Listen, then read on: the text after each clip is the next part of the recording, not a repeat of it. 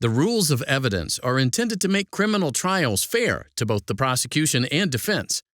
But can the rules ever be applied in a manner that violates a criminal defendant's right to due process? The United States Supreme Court addressed this issue in Chambers v. Mississippi. In 1969 in Mississippi, two police officers, James Forman and Aaron Liberty, went to a pool hall to execute an arrest warrant for C.C. Jackson. Outside the establishment, as Jackson resisted, a hostile crowd interfered with the officers' attempt to handcuff Jackson. Forman called for assistance from other officers, and Liberty armed himself with a shotgun.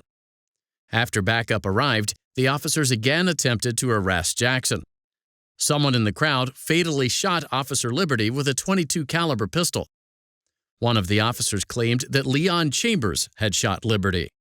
Chambers was arrested and charged with Liberty's murder.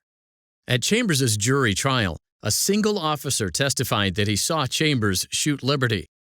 Another officer testified that he saw Chambers engage in a motion consistent with shooting. The defense attempted to prove that Gable McDonald, who had been in the crowd, shot Liberty. Before the trial, McDonald had given a sworn statement to Chambers' defense attorneys admitting that he had shot Liberty. That statement had led to his arrest, although he later recanted, which resulted in the dismissal of the charges against him. Despite McDonald's recantation, three of his acquaintances said that McDonald also had confessed to them that he had shot Liberty. Chambers called McDonald as a defense witness. McDonald admitted that he had given a sworn statement to Chambers' attorneys in which McDonald had admitted to shooting Liberty.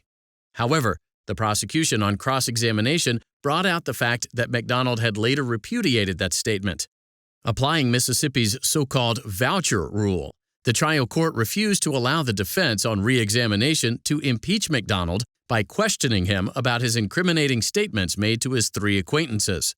The voucher rule strictly prohibited a party from impeaching its own witnesses.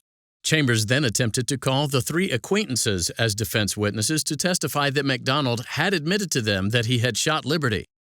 The trial court prevented the defense from calling the three witnesses on the ground that their testimony would be inadmissible hearsay. Unlike the majority of American jurisdictions, Mississippi didn't then have an exception to the hearsay rule for statements against penal interest. The jury convicted Chambers.